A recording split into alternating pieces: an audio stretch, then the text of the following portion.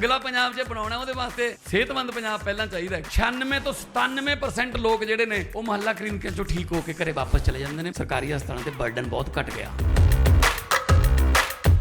ਮੁਹੱਲਾ clinic ਜਿਹੜਾ ਬਣਿਆ ਹੋਇਆ ਉਹਦੀ ਬਿਲਡਿੰਗ ਬਹੁਤ ਅੱਛੀ ਬਣੀ ਹੋਈ ਹੈ। ਉੱਥੇ ਸਭ ਤਰ੍ਹਾਂ ਦੀਆਂ ਫੈਸਿਲਿਟੀਆਂ ਦਿੱਤੀਆਂ ਹੋਈਆਂ ਸਰਕਾਰ ਵੱਲੋਂ। 2 ਹਫ਼ਤੇ ਤੋਂ ਖੰਘ ਨੇ ਬਹੁਤ ਪਰੇਸ਼ਾਨ ਕਰਿਆ ਹੈ ਤੇ ਜੀ ਮੈਂ ਪਹਿਲਾਂ ਬਾਹਰ ਪ੍ਰਾਈਵੇਟ ਦਵਾਈ ਲੈਂਦਾ ਰਿਹਾ, ਫਿਰ ਇੱਥੇ ਆ ਕੇ ਲੱਤੀ ਜੀ, ਟੈਸਟ ਫ੍ਰੀ ਹੋਇਆ, ਇੱਥੋਂ ਮੈਂ ਠੀਕ ਹੋ ਗਿਆ। ਹੁਣ ਮੈਂ ਠੀਕ ਹਾਂ ਬਿਲਕੁਲ। शानदार मुहल्ला क्लिनिक है, सफाई है और डॉक्टर उन्होंने जी दवाई लिखनी है वो कंप्यूटर च ऐड कर देंगे ने, जिथे दवाई लैनी है उत्थे तक कंप्यूटर पहुँच जाती है। टोटल पेपरलैस है। ਮਾਨ ਸਾਹਿਬ ਨੇ ਬਹੁਤ ਵਧੀਆ ਉਪਰਾਲਾ ਕੀਤਾ, ਵਧੀਆ ਕੰਮ ਕਰਿਆ ਸਰਕਾਰ ਨੇ, ਗਰੀਬਾਂ ਦਾ ਭਲਾ ਕਰਤਾ। ਪੰਜਾਬੀ ਚ ਕਿਹਾ ਜਾਂਦਾ ਹੈ ਬਾਕੀ ਦੇ ਕੰਮ ਬਾਅਦ ਚ, ਪਹਿਲਾਂ ਸਿਹਤ ਜ਼ਰੂਰੀ ਹੈ। ਸੋ ਅਸੀਂ ਜਦੋਂ ਸਹੁੰ ਚੁੱਕੀ ਤਾਂ ਪਹਿਲੇ ਹੀ ਸਾਡਾ ਵਿਜ਼ਨ ਇਹ ਸੀਗਾ ਕਿ ਪੰਜਾਬ ਦੇ ਵਿੱਚ ਹੈਲਥ ਟੌਪ ਕਲਾਸ ਦਾ ਇਲਾਜ ਹੋਵੇ। ਸੋ ਇੱਕ ਮੈਡੀਕਲ ਹੱਬ ਦੇ ਰੂਪ ਦੇ ਵਿੱਚ ਅਸੀਂ ਸੋਚਿਆ ਔਰ ਮੈਂ ਕੋਈ ਆਸਾਨ ਨਹੀਂ ਕਰ ਰਿਹਾ ਤੁਹਾਡੇ ਤੇ, ਮੇਰਾ ਫਰਜ਼ ਹੈ ਜੀ ਇਹ।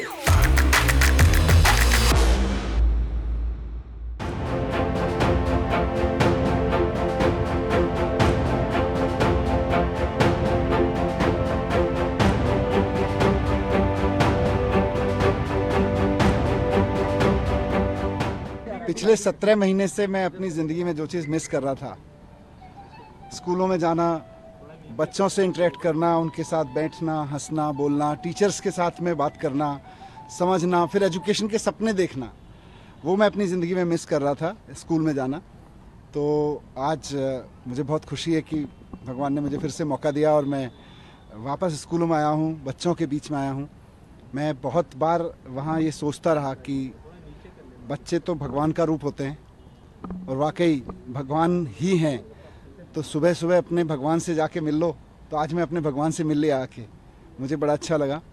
और मैं एजुकेशन मिनिस्टर आतिशी जी के साथ आया और मुझे बहुत खुशी है कि पिछले 17 महीने में दिल्ली सरकार में एजुकेशन का जो काम चल रहा था पहले से, उसको और गति दी है।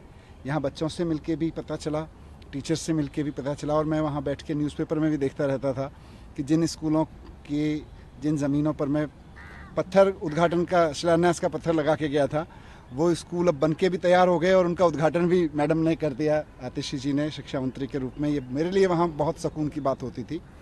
और अब मैं आके आतिशी जी से डिस्कस किया तो मुझे और अच्छा लगा ये जान के कि इस दौरान 20 नए स्कूल और स्कूल बिल्डिंग्स शुरू हो गए। 18 या 14 SOSC नए 18 नए SOSC शुरू हो गए। एक नया स्पोर्ट्स स्कूल अपने आप में एक इंडिया में यूनिक तरीके का स्पोर्ट्स स्कूल शुरू हो गया। वहाँ बच्चे स्पोर्ट्स की पढ़ाई कर रहे हैं। जो हमारा arm forces preparatory school Kejriwal ji के मार्गदर्शन में बना था, उनके सपने के अनुसार कि हमारे बच्चे देशभक्त बच्चे निकलें और वो आर्मी में जाएं, आर्म फोर्सेस में जाके सेवा करें। तो मुझे बहुत खुशी हुई ये जान के कि आर्म फोर्सेस प्रिपरेटरी स्कूल के पहले बैच में, जिसमें 64 बच्चे थे 12वीं क्लास में, उसमें से 32 NDA में क्वालिफाई हुए पहले टेस्ट्स में, और उसमें से 8 फाइनली जाके NDO क्रॉस करके सेकंड लेफ्टिनेंट बन रहे हैं अब। तो 64 बच्चों में के पहले बैच में 64 बच्चों के पहले बैच में से 8 बच्चे दिल्ली के सरकारी स्कूल से सीधे जाके NDA क्रॉस करके सेकंड लेफ्टिनेंट बन रहे हैं। आई थिंक इतना तो देश के किसी स्कूल से अब तक नहीं होगा, किसी एक स्कूल से। तो ये सारा काम एजुकेशन में हुआ और मैं वहाँ यही प्रार्थना करता था कि मुझे भले ही इन लोगों ने जेल में डाल दिया है, इनकी मंशा भले ही इस एजुकेशन क्रांति को रोकने की हो, लेकिन ये रुके ना। मेरी भगवान से यही प्रार्थना रहती थी कि बाकी सब चीज़ें चाहे रुकें, आगे बढ़ें, कैसे हों, उसके लिए लड़ते रहेंगे, लेकिन भगवान ये एजुकेशन की जो रिवॉल्यूशन शुरू हुई थी, शिक्षा की क्रांति, ये ना रुके। और ये रुकी नहीं।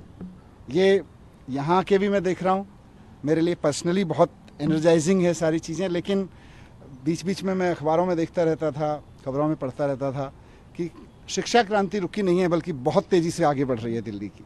सर, आप रिहाई से ज़्यादा भावुक मुझे बच्चों के साथ दिखे अंदर। बिल्कुल, मैंने कहा ना कि बच्चे तो भगवान का रूप होते हैं। और मैं 8-9 साल जब शिक्षा मंत्री के रूप में काम किया तो मेरा धर्म, मेरा कर्म, बच्चों से मिलना, बच्चों को समझना, बच्चों के साथ जीना और इन बच्चों को ही देश के लिए तैयार करना, यही था।